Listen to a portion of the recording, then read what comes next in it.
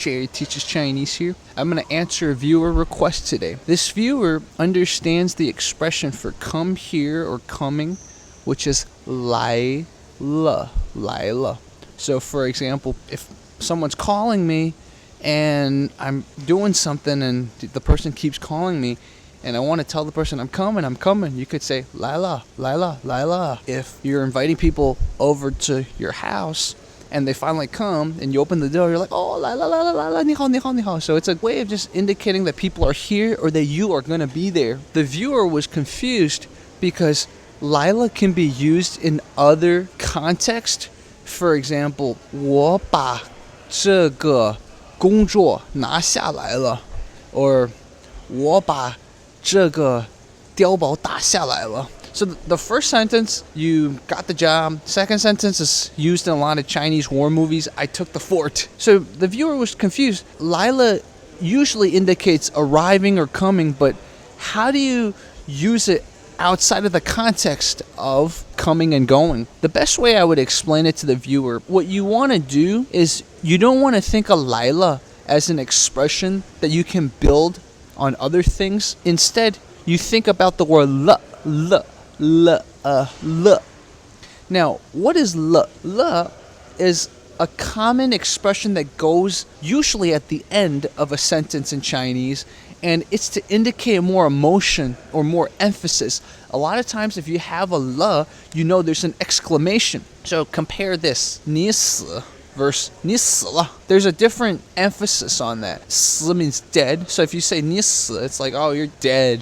But if you're like 你死了, it's like you're dead. It's almost like you're definitely dead. You see? So 了 creates an emphasis effect. Or for example, 我吃饱. But if you say 我吃饱了, that's like, oh, I am very, very full. So 了 is the Chinese character, the Chinese word you have to know. The second part of this is to understand that just because 来 can be a verb does not mean it's always the verb in the sentence. If you've been watching this channel for a while, you know that it's a language that builds on itself.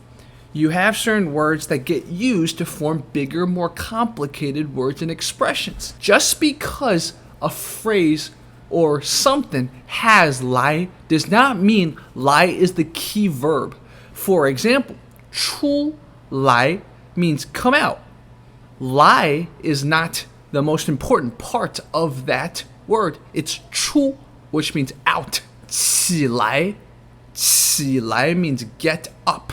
The 来 is not the most important part of that word. 起, the get up part, is the most important. 到来 is the important part, which means arrive. 拿来 means bring it to me or give it to me. 拿 is the important part. 拿 literally means get or take or grab. So that's what you have to know when you're at the intermediate level of Chinese, is that you have to now realize that certain verbs can be used to form bigger verbs. So you can't use that verb in its singularity when it's being used to form bigger verbs. 起来 means get up from bed.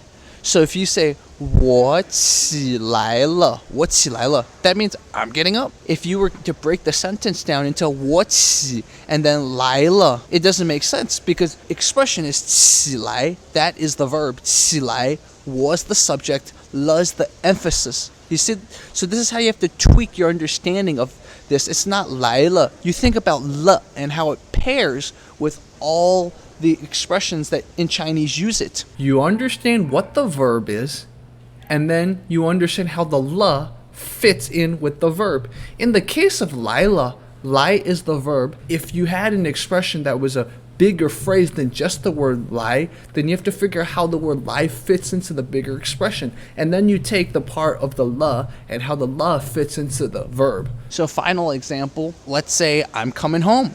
You could say 我回去. That means I'm going back. Or you could say 我回去了. That's like, oh, I'm back. The 了 is the added behind the 回去, the verb. So this was intermediate Chinese. To those that want more intermediate lessons, please let me know. I have a separate playlist here. And for those of you that want beginner's Chinese, I will do a lot more of that because I know my audience. So that's the emphasis on this channel. So thank you guys so much. Jerry Teaches Chinese out.